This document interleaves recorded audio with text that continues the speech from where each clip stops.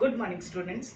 Today we are going to discuss about the speaking skill, means reasons of error in developing speaking skill या speaking skill या मौखिक कौशल में जो errors, जो त्रुटियां होती हैं या जो कमियां रह जाती हैं वो बेसिकली किस कारण से होती हैं, क्या क्या उसके रीजंस है, क्या उनके कारण है और उन कारणों को, उन रीजंस को या उन जो कमियां हैं उनको हम कैसे दूर कर सकते हैं, उसके लिए कुछ रेमेडीज डिस्कस करेंगे। मींस रीजंस डिस्कस करेंगे कि स्पीकिंग जो है वो क्यों डिफेक्टिव होती है हमारी या क्यों सही से डेवलप नहीं हो पाती, और उन कारणों को हम, उन कमियों को हम कैसे दूर कर सकते हैं वो डिस्कस करेंगे। जैसे कि मैंने आपको अपनी प्रीवियस वीडियो में बताया है कि स्पीकिंग स्किल क्या है, जब हम अपने साउंड ऑर्गन्स, अपने ध्वनि अंगों का, ध्वनि तंत्र प्रणाली का प्रयोग करते हुए बोलकर अपने विचारों को दूसरों के सामने प्रकट करते हैं, तो वही आपकी स्पीकिंग होती है, बोलचाल होती है। तो ये एक कौशल है। इस कौशल को विकसित करते टाइम कौन कौन से ऐसे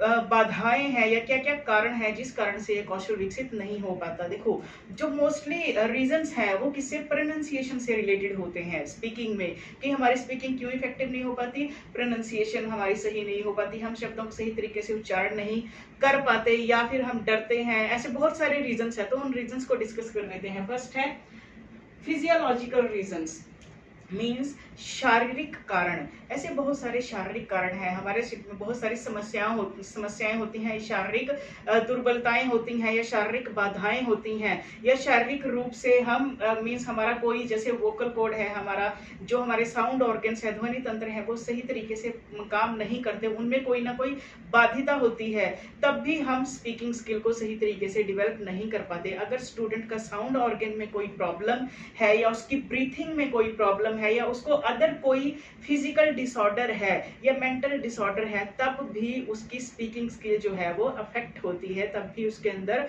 जो जो अपना मौखिक कौशल है वो सही तरीके से विकसित नहीं हो पाता। नेक्स्ट है ignorance of pronunciation of alphabets. इसमें क्या है कि जो आपके अल्फाबेट्स हैं, जो अक्षर हैं, उनको सही तरीके से कैसे प्रोनाउंस करना है, इस चीज का भी अज्ञान होता है, इस चीज की अज्ञानता होती है। मींस अक्षरों को सही तरीके से बोलने के बारे में अज्ञानता होती है। स्टूडेंट्स को ये चीज नहीं पता होती कि किस अल्फाबेट को, किस अक्षर को कौन से साउंड ऑर्गन के थ्रू, ध्वनि अंग के थ्रू या वोकल कोड के थ्रू कैसे बोलना है। इस चीज का भी अभाव होता है कि टीचर्स उनको डिटेल में नॉलेज नहीं दे पाते कि कौन से शब्द को या कौन से अक्षर को या अल्फाबेट को किस साउंड ऑर्गन के थ्रू बोलना है। इसलिए भी उनकी स्पीकिंग जो है वो डिफेक्टिव हो जाती है या सही तरीके से विकसित नहीं हो पाती उनमें मौखिक कौशल। नेक्स्ट है इफेक्ट ऑफ रीजनल डायलेक्ट। जो रीजनल डायलेक्ट है, रीजनल डायलेक्ट मींस जो क्षेत्रीय बोली है, कई बार उसका प्रभाव भी हमारी बातचीत का जो तरीका है या हमारी जो स्पीकिंग है उस पर पड़ता है। जैसे हरियाणवी है, अगर वो इंग्लिश में बात करेंगे तो वो जो एक डायलेक्ट है, वो जो एक टोन है हरियाणवी भाषा की, तो वो इंग्लिश में भी आ जाएगी, वो हिंदी में भी आ जाएगी, वो पंजाबी में भी आ जाएगी। तो उस वजह से भी हमारी स्पीकिंग जो है वो कई बार इफेक्टिव वे में स्टूडेंट्स की जो स्पीकिंग स्किल है वो डेवलप नहीं हो पाती। नेक्स्ट है use of another language, means हम बहुत सारी लैंग्वेजेस को मिक्स करके यूज करते हैं, इससे एक लैंग्वेज का प्रभाव दूसरी लैंग्वेज के शब्दों पर पड़ता ही है।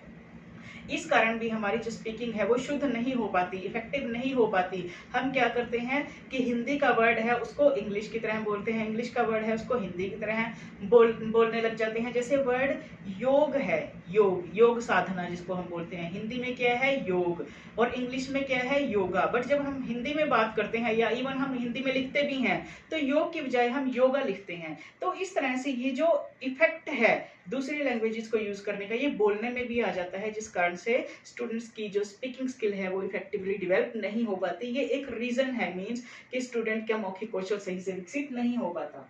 अर्लीनेस इन स्पीकिंग मींस बोलचाल में या बात करने में अति शीघ्रता। कई बार क्या होता है कि कई लोग जो हैं वो बहुत स्पीडली बोलते हैं, उनको क्या वर्ड्स बोल जाते हैं हमें समझ में नहीं आता, वो इतना तेजी से बोल जाते हैं कि उनकी जो बात है, उनके जो शब्द हैं वो क्लियरली जो लिसनर्स हैं उनको समझ में नहीं आती कि क्या वर्ड बोला है, उसका क्या मीनिंग है। तो इस कारण से भी जो स्पीकिंग स्किल है उसमें एक क्या है, एक कमी रह जाती है, मीन्स जो श्रोता हैं उनको समझ में नहीं आती और स्पीकिंग जो है वो हमारी प्रभावशाली नहीं बन पाती अगर हम बहुत ही तेजी से बोलते हैं तो।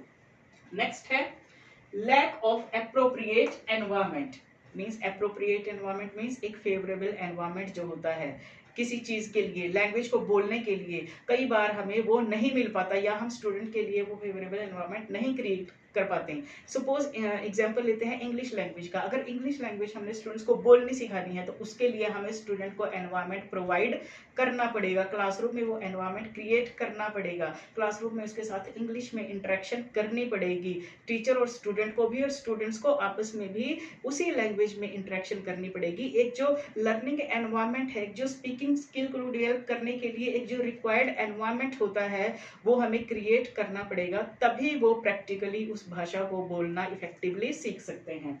नेक्स्ट है साइकोलॉजिकल रीजंस।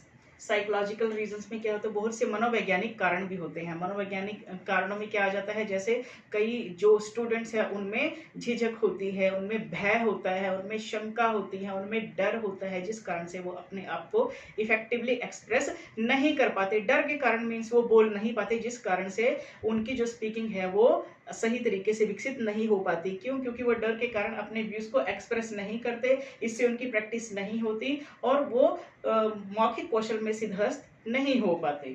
नेक्स्ट है लैक ऑफ ट्रेन्ड टीचर्स।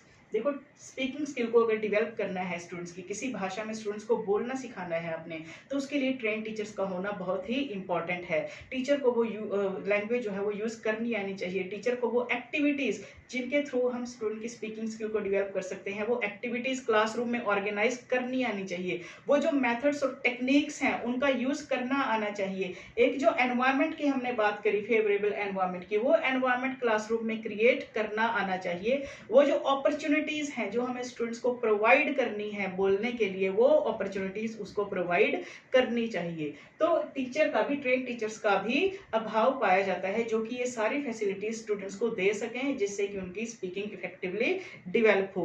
तो ये कुछ रीजंस थे जिस कारण से हमारी स्पीकिंग में, स्टूडेंट्स की स्पीकिंग स्किल में कुछ एरर्स रह जाते हैं। अब इनके क्या क्या रेमेडीज हैं, इसके क्या उपचार हैं, या इन एरर्स को हम कैसे रिमूव कर सकते हैं, इनका उपचार कैसे कर सकते हैं। फर्स्ट है ट्रीटमेंट ऑफ साउंड ऑर्गन्स। अगर किसी स्टूडेंट को मान लो हमने फिजियोलॉजिकल रीजंस में किया था कि साउंड ऑर्गन्स में कोई प्रॉब्लम है, ध्वनि तंत्र में कोई प्रॉब्लम है, ध्वनि अंगों में कोई प्रॉब्लम है, सही से मीन्स वर्क नहीं कर पाते किसी स्टूडेंट के जो ध्वनि अंग है, मीन्स हमारे वोकल कॉर्ड है, हमारा गला सही नहीं है, या टंग या जीवा सही नहीं है हमारी, या नाक की जो फंक्शनिंग है वो सही नहीं है, सांस की हमें प्रॉब्लम है, ये जो साउंड ऑर्गन्स हैं इनकी ट्रीटमेंट, इनकी चिकित्सा करवा के हम स्टूडेंट्स की स्पीकिंग को इफेक्टिव बना सकते हैं। मगर मीन्स कि अगर एक स्पीकर अपने ध्वनि अंगों में अगर उसको कोई प्रॉब्लम है, उसको कोई शारीरिक प्रॉब्लम है उसके ध्वनि अंगों में, उनकी चिकित्सा करवा के अपनी स्पीकिंग को डेवलप कर सकता है, ठीक कर सकता है।